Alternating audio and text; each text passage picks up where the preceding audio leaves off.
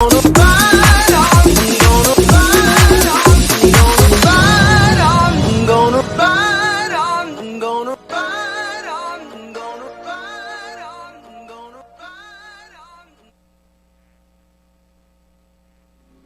I'm so happy to have, I guess, you've been my guest that has been consistently coming back, Lieutenant Governor Susan Bysiewicz. How are you? So I am good, and look at us. We are both wearing red and championing power, girl power. So I see, are you back in your office? Because the last couple of times I talked to you, you were at home. I know, and I've been in my office in and out, every week since the pandemic started, but a lot of the stuff that I did was from home. But today I got a very busy day, and the governor and I are going to be signing a bunch of bills, some gun safety measures, Jennifer's Law, all kinds of good things are going to get formally signed into law. So I always love that. Yeah. Whoa. All right. So what brings you to WNHH today? Oh my goodness. Well, besides you, we just wanted to talk about some really good things that are happening in New Haven and around the state. And actually, I was on the green yesterday with. I saw you. Yeah. So the Gov wanted to get some coaches from across the state. So he had a Coach Lytle from Hill House, to talk about why it's important for young people to get vaccinated, because really we're doing very well. We're the fourth best in the country, but it is concerning seeing the rise of the Delta variant. And our youngest age groups are the ones that need the most help. So, and the most incentive push to get vaccinated. So, yeah. So, all right. Yeah. So how did it go yesterday? I mean, did it seem well received? Yeah, absolutely. And what was really cool is Griffin Hospital has a white tent set up on the green. They're there every day.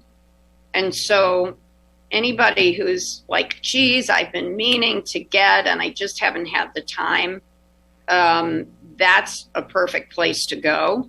Mm-hmm. Also, if you have questions, if you have issues, you want more information, because some people are hesitant because they've seen something on TikTok. They've seen somebody have a bad reaction on the internet. They've heard that it's causes fertility problems in men and women. Debunked, it does not. But if you have something that's kind of bothering you and you want to get the facts, the health department is right there. There are health professionals on site at the vaccine clinics. So does it feel like, do you feel like it's a race against misinformation at this point? It feels like that to me, because so much social media access that people have, and people rely and depend on that access, that I don't know if truth gets in there enough where people can hear it and respond to it. So, do you feel like a race? Yes, I think there is. I do. I think part of it is, and I'll give you an example. So I was in Fairhaven, door knocking with Kika Matos and her nonprofit. And we came across a young Latinx man who said he didn't want to get vaccinated because he saw a video of someone having a bad reaction, an allergic reaction, on the internet. And I said to him, you're right. In a tiny portion of cases, tiny number of cases, somebody will have a bad reaction. But that's why they have you sit and you have nurses watching you for 15 minutes after you get the vaccination, so that if you are one of those rare people that has a reaction, something can be done immediately. Mm-hmm. And I don't know if I convinced him, but it's those kinds of things I think it's also, I think there's some convenience and logistics issues to it, honestly, because some people are thinking, oh, you know, a friend of mine or a family member got the vaccine and then they got sick and had to stay home from work, and I can't be in that situation. Yeah. Right? So I think there's probably some of that. And I think we just have to keep meeting people where they are and making sure that family members, what we're finding is family members and healthcare professionals are the biggest advocates and the biggest sort of force to have people change their mind and get it. So Lieutenant Governor, do you feel like, do you have concerns or fears that we will be back in this place of quarantining and masking at the same time? Do you have that in the back of your mind as we move forward, as we see the numbers across the country jump off the charts? Yeah, it's concerning for sure. And Dr. Fauci has said we're moving in the wrong direction. We can see that in Connecticut because we now have 100 people in the hospital. And just a couple of weeks ago, we had 30 people in the hospital. You know, we were at one of the lowest points, and now the trajectory is going up because this is such a highly transmissible and communicable virus. Having said that, I keep saying it's a pandemic of the unvaccinated, right? Because the people who are getting sick and going to the hospital right now are the ones who haven't been vaccinated. Further, the people who have died or went to the hospital since December of last year when the vaccine came out, 99% of those people are people who weren't vaccinated. So, and we're seeing, which I think is a good thing around the country, with the uptick in places like St. Louis, where hospitals are overwhelmed. Yes. People are finally realizing I should get a vaccine. And so nationwide, more people are getting vaccinated because they are seeing the virulent and dangerous nature of this disease. And the other thing I want to say is places like New Canaan, 99% of the people are vaccinated. You get to Putnam, you have 40% of the people vaccinated. I want to say that New Haven still has work to do, but New Haven has a better vaccination rate than Bridgeport, Hartford, you know. So what is New Canaan doing, right? I mean, and what is it about New Canaan? Is it the makeup of New Canaan? What is it about then? So New Canaan, Greenwich is another example of a highly vaccinated community. Well, you have that is what I would characterize as a pretty homogeneous community. And when you have bigger immigrant populations, bigger communities of color. So you're saying that it's all white people up there? in the nicest way.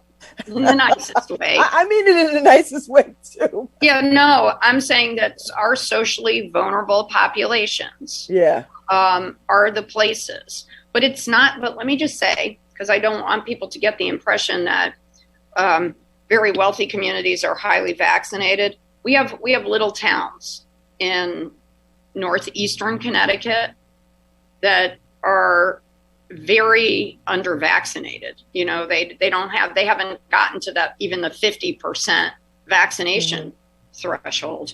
And I do think this is becoming a political discussion. And I never thought, vaccines and whether you should get a vaccine would be a political discussion. So when you say political discussion, what do you mean? Because everybody is saying that. I mean, I've seen Republicans and congressional leadership Republicans are adamant about they're not getting vaccinated. And their folks listen to them and say, I stand with my senators and my representatives who are not getting vaccinated, so therefore I'm not getting vaccinated. Well, let's just start with the top. I mean, we had the president of the United States and Donald Trump, who got COVID, who denied it existed, got very sick with it, almost died, had people go to his rallies not wearing masks, and had thousands of people get sick, right? So there was already, even prior to COVID, the COVID pandemic, there was already a segment of people in Connecticut that were going to their legislators saying that there should be no vaccination requirements for kids for those usual childhood diseases, right? Measles, mumps, all of those things. And so we started with a certain part of the population that was opposed to vaccinations. And in fact, in every community across the state, there is a concern about decreasing childhood vaccination rates. Wow. Yeah, no, because in Hartford, we actually had some measles cases, Wow. not long ago. And that's why the Speaker of the House, Matt Ritter, said we need to get rid of some of the exemptions that had come into state law. And some of those exemptions were allowing people giving people the opportunity not to get their kids vaccinated, where, 50 years ago, of course you knew people who had polio. And you wanted to get your child vaccinated so they wouldn't be suffering with, a lifetime of bad after effects from polio. And measles and mumps, rubella, all of those things that would routinely kill little kids are now non-existent, except that they have popped up in Fairfield County in a couple of places because of declining vaccination rates. And so, it's concerning as we think about starting school, right? Mm-hmm. Because we don't want to have another year where 100,000 kids can't participate. Can't go to school and don't participate online. And we always knew that in-person instruction is the best thing. So that's why we have the coaches, because we know that they are very respected figures and opinion leaders among students. And, they were putting the message out there that it's really important for our student athletes to get vaccinated. And you have only to look at NFL football that is now saying teams have to keep each other safe. And if there are team members that put each other at risk, they put the whole team at risk. And, teams aren't going to be able to play. But not only not play, you'll get fined. I mean, you won't get paid. So it wasn't enough to just say, it's the right thing to do. They were like, listen, if you don't get vaccinated, you're not going to get paid. And you will forfeit your game. And so will the other team. So that's pressure. Do you think, Yep. I mean, does that work? Like, can we take a page from the NFL? I mean, I like the NFL example because I think they don't get it right on too many things. Lieutenant Governor Bysiewicz, they don't get it right on a lot of things. They got a lot to learn about, prevention of domestic violence and other things for sure. But no, I like the steps that they are taking. Thus far, look, we've gotten to be the fourth best vaccinated state in the country without mandates. And, we are starting to see, though, that hospital systems are coming forward and saying we need to vaccinate all of our employees that are facing patients and the public. And, think about, I was talking to the head of a nursing home yesterday, and he was saying that, that he was trying to get all of his employees vaccinated because he has personally seen how devastating it is. You would think that the healthcare industries would be the first. And that's what I was thinking. I was very baffled by the fact that they didn't take leadership on this from the jump. You know, I have to say, Babz, on Friday of last week, Johanna Hayes and I talked to nursing and psychology students at Western Connecticut University. And as part of the nursing training for students, they had to help with vaccination efforts.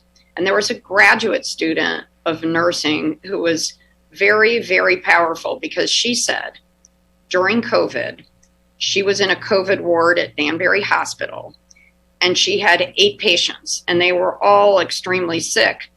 And every moment she had to make a decision about which one she would help. And she said after she had that experience of 8 people on ventilators, ooh, yeah, even though she had some concerns about the vaccines, after seeing what people went through, she was going to go ahead and get it. And she was, among the first healthcare workers at Danbury Hospital to get it. Yeah, that's got to be a sobering. I mean, that's right in your face. That's in your face kind of stuff. So, what do you hear from the business community? Because they have to be very nervous, right? They have to be very nervous because things are just opening up. People are going out to eat. People are going to bars and restaurants, all these kinds of things. And they're just starting to feel like maybe we can survive this. But with these numbers climbing again, are they nervous? Are you and the governor talking to them? What are they saying to you? Oh yeah. We're in regular conversation with the head of the restaurant association, their board members, because, it was this balance from the beginning of how do you reopen the economy and how do you keep people safe at the same time. And, I'll tell you that we just appointed a new woman to take over for Deidre Gifford as Commissioner of Public Health yesterday. She is Dr. Manisha from Yale, who is a specialist on infectious diseases. And here what was interesting. She actually wrote a letter to the governor signed by a lot of doctors when we reopened restaurants, saying she thought it was a bad idea.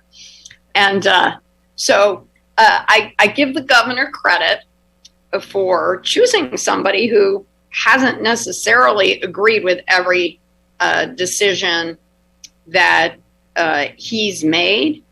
And right now we have business owners making their own decisions about, do they want to require mask wearing? Do they want to, ask their employees to get vaccinated? And business owners it's just so interesting what they've been doing to keep people safe. A lot of restaurants, my favorite restaurant, one of my favorite restaurants in New Haven, Rice Pot, they kind of reconfigured all the chairs. Places have put up the lucite between bar stools so that people who don't know each other, will be safer. People are being very creative and innovative. But I think everybody is very concerned because we want our kids. We wanted this to be a really safe summer. And I should say, to your question about restaurants, our tourist spots are having huge numbers of visitors that they've never had before, like the Maritime Aquarium in Norwalk, the Mystic Aquarium, Mystic Seaport. They're reporting people are coming from all over the country because they feel like Connecticut is safe. Good for us.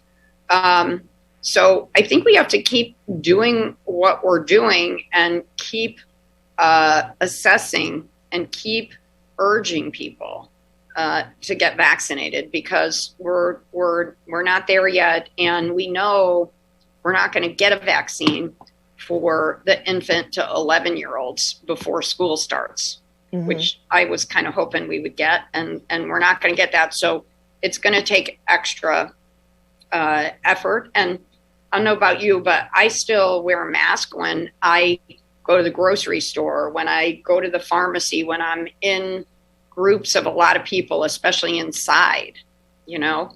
And I haven't. I haven't. I sort of let my mask go when we were able to be free, but I'm starting to think now, and I will tell you, Susan, I see a lot of people still masking. I see a lot of people like when I go to Target, I still see a lot of people masking. So I think that's a good sign. Yep. No, my husband is really a fan of masks because, as he said to me, I went through the whole year of the pandemic without getting a cold or the flu and right, because we were all home, right, we were all washing our hands, we were all wearing masks, and I think that's a good thing, and I think it's why you see people in other cultures. In Japan, they have very crowded cities, places in China, and people wear masks all the time as a matter of personal hygiene. So I hope we're not in a situation, I hope we can get over this pandemic and ditch the masks, because I like interacting with people. I like seeing people's faces. And I also know it's hard for little kids if, they can't see the teacher's face and see people. So we're going to have to keep pushing. And I appreciate your talking about this on your show. Oh, no, absolutely. I mean, this is, I think this will go down in history as one of the most challenging times in our history. And I just want to be a person that helps spread truth and right information to people, because this is serious stuff. And, as a woman of color, as a Black woman specifically, our communities are hardest hit. And I like seeing the effort being made to talk to people of color and Black people specifically. I run the inner city newspaper, and we ran a piece that had the descendants of the Tuskegee studies experiment. The descendants of those folks. Atrocities, yes. But those folks, the descendants of those folks, have been vaccinated and have been talking about the need for vaccination, because everybody always referenced that as a part of not trusting government's, call to get vaccinated, right? Because of that experiment. And they came out and said, listen, we have to save some lives here. We have to save our lives. And I thought that's pretty powerful, right? So there's a lot of good effort being made. No, and I think you are so right.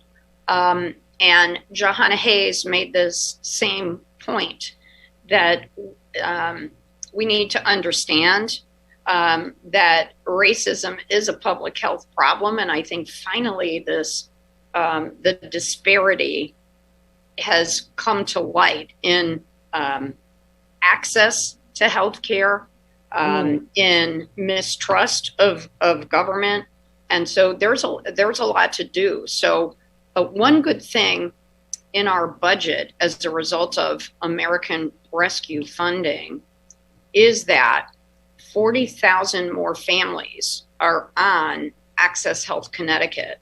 So that's our state's version of. Yes, I had the director on. I've had him on several times throughout the pandemic to talk about what they were doing to make sure that people had insurance, so that they wouldn't feel like they are left out or. If people are listening right now, they are watching, they need to know August 15th is a deadline for people to sign up. So if you don't have health care, health insurance, it may be free to you, or it may be available at a reduced rate. If you have a small business, you can also sign up.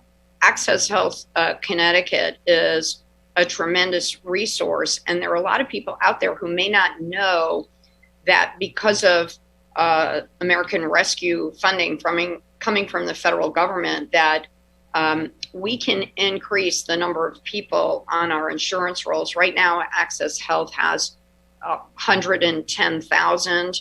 We should be up to 150,000, which would be probably half of the people who lack insurance or who are underinsured in our state. So it's an opportunity. If you don't have health insurance, please call Access Health, because they're great.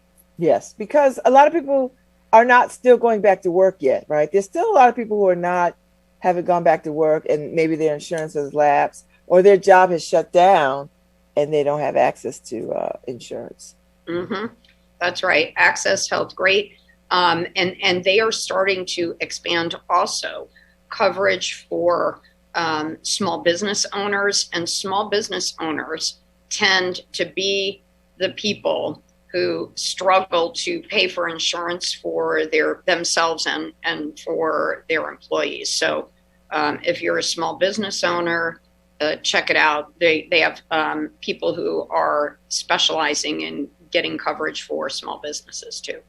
So before you go, you had mentioned at the top of the hour that you and the governor have a bunch of bills to sign into law. Yes. Can you just give me a little bit of highlight of some of those? Well, so we've got a bunch that we're signing today. But I have to say, I thought legislative victory-wise, we were able to tackle some big pieces of legislation that had been on our plate for years. One, legalizing marijuana with a focus on equity.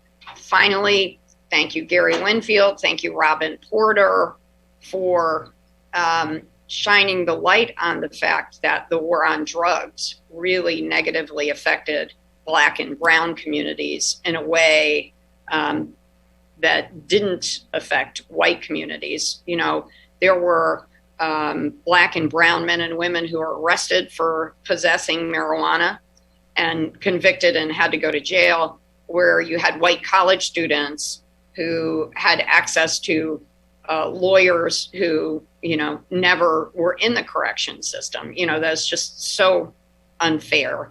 And so there was clean slate legislation passed to try to address that part of our history, but also to give Black and brown communities and entrepreneurs first access to the ability to own some of these businesses to sell marijuana to adults.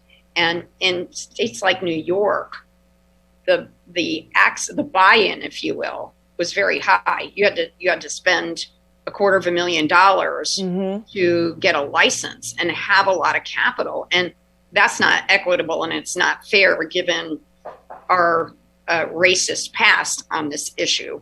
So that was a big win.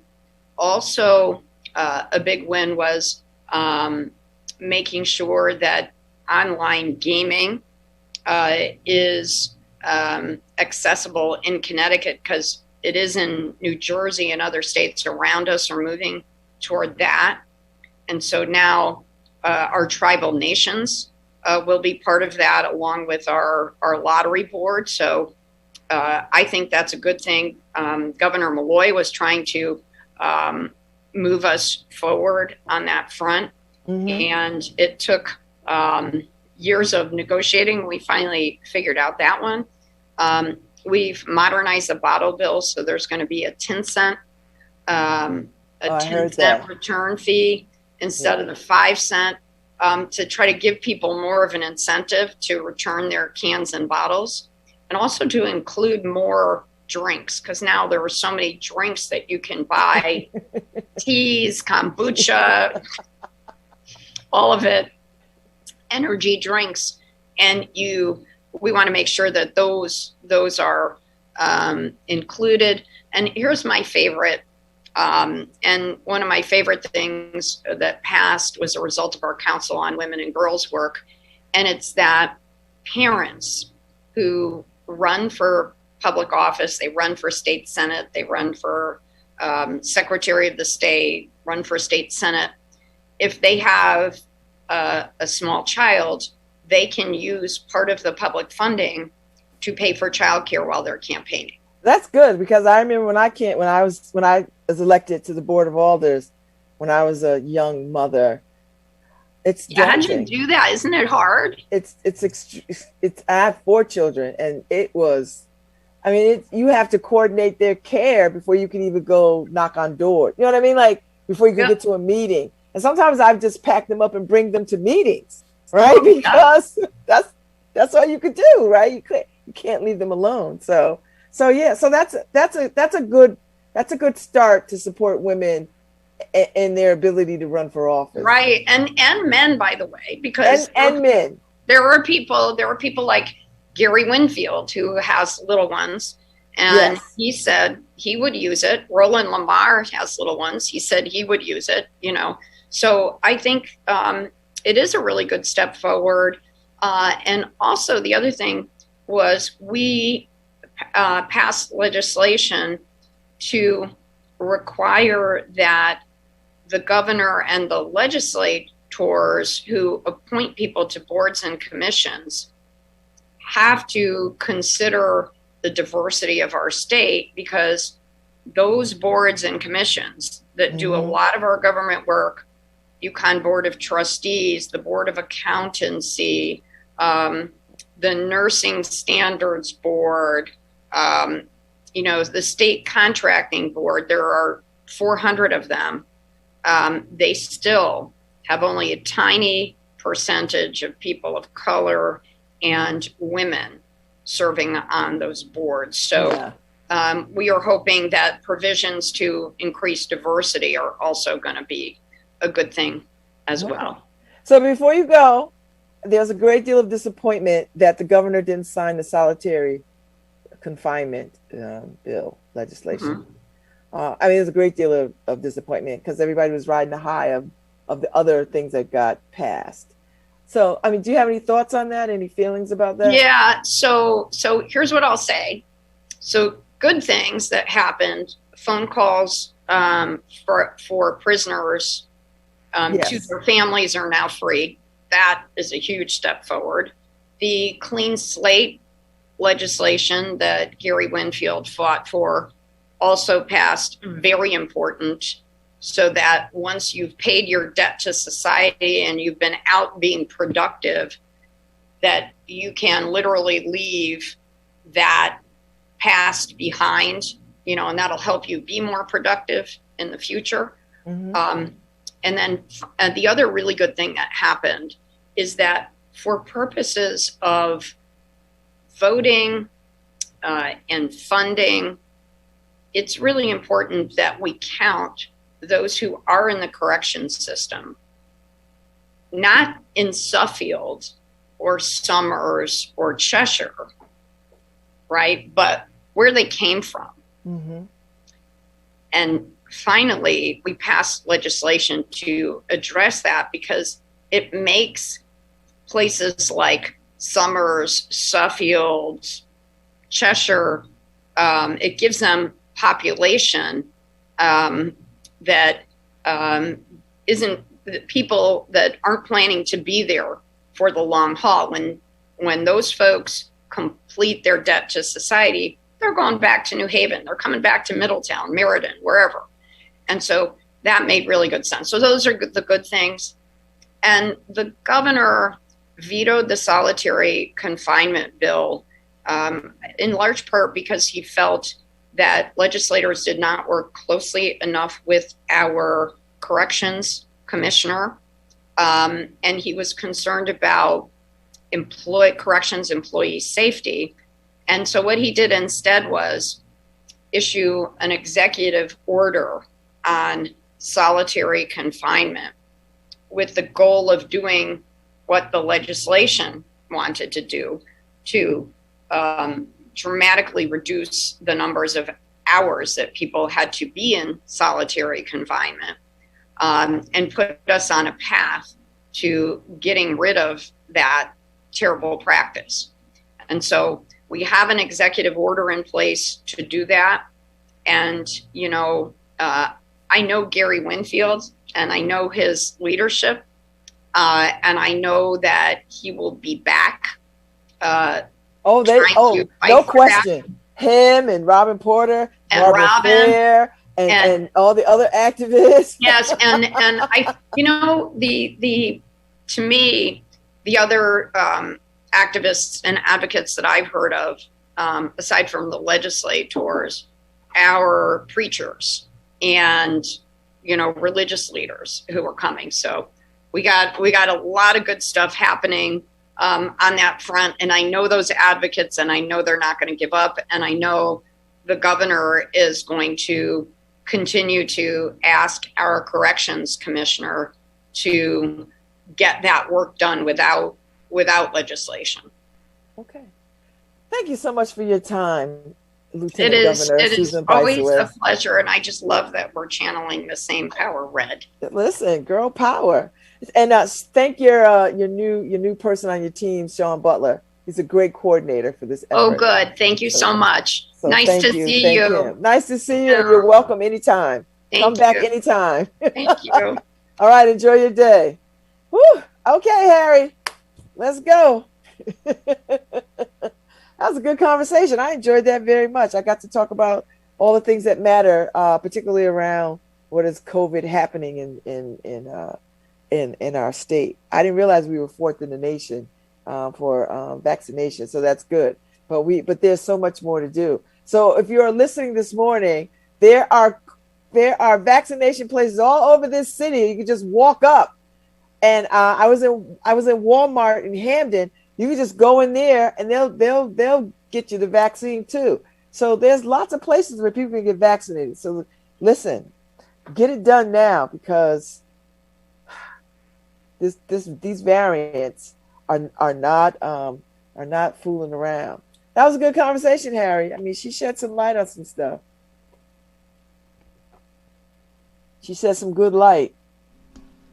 Ooh, it's a lot more work to get back on mic over here. You had to run across the office, Harry. It's crazy. Oh, that was a good conversation with the Lieutenant Governor. I appreciate that very much. Yeah, she's always good. Yeah, she's good. She's good. And I appreciate she wants to come on all the time and talk. So, all right, well, we got to go. So tomorrow is what, Wednesday? The week is flying by, Harry. Yeah, it feels long. I'm telling you, it should be Friday today. Harry, you just still in vacation mode. That's what it is. You come back from vacation, you really need a vacation. Yeah, I do. Ease in. And when you come back on a Sunday and then start work Monday, that's always a tough thing. I need a vacation from the airports. Well, yeah, and listen, the airports ain't gonna get any better. Yep. For a minute, because I hear now they're gonna institute some other stuff to make flying difficult. Good luck with that. I'm not going. I was thinking of doing something for Christmas. I was thinking about Puerto Rico, Harry, but me too, for Christmas. But you know what? I'm not going to be stuck in an airport. Yeah, because I feel like that's a prescription for being stuck in the airport for the holidays. I don't want that. Yep. Unless something happens, I don't know. We'll figure it out. But I'm seriously thinking about it. Yeah, we'll see. We'll see. All right. Harry, see you have tomorrow. A good day. We'll see you tomorrow, everybody. Thanks for tuning in. I appreciate y'all.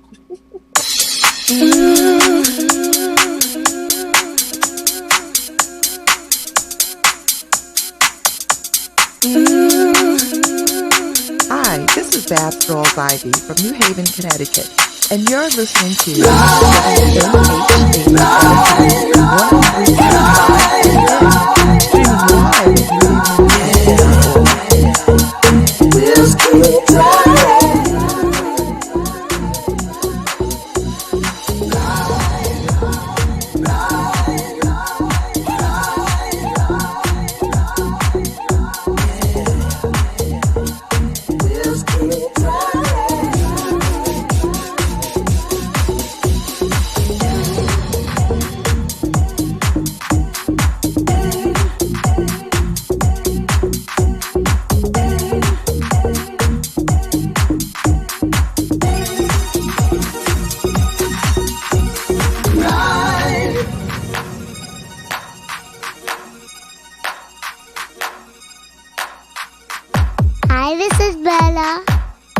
are listening. WN 8 8 LP 1